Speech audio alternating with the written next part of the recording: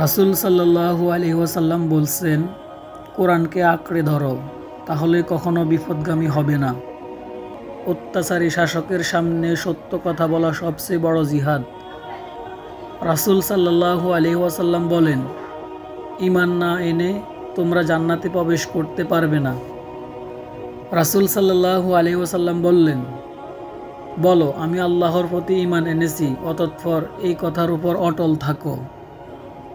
যখন রমজান শুরু হয় তখন রহমতের দুয়ার খুলে দেওয়া হয়। প্রত্যেক ব্যক্তি তার কাজের সেই ফল পাবে যা সে নিয়ত করেছে।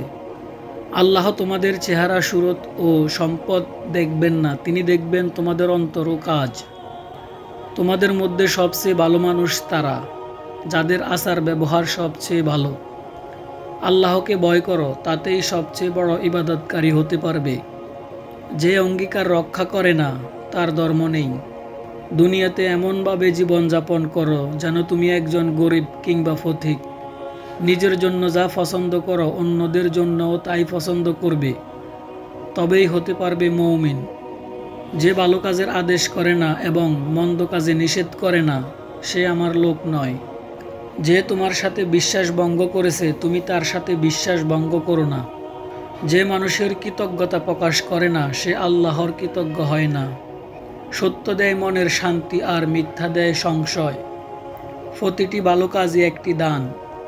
যে তার প্রভুকে স্মরণ করে আর যে করে না তাদের উদাহরণ হলো জীবিত ও মৃতের মতো।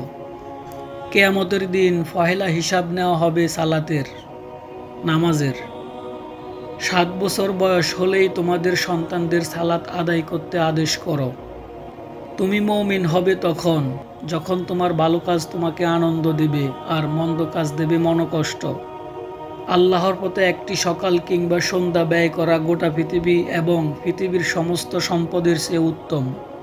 যে জ্ঞানের সন্ধানে বের হয় সে আল্লাহর পথে বের হয়। আমার পরে সবচেয়ে বড় দানশীল সে যে কোনো বিষয়ে জ্ঞান লাভ করল অতঃপর তা ছড়িয়ে দিল। সুবহানাল্লাহ।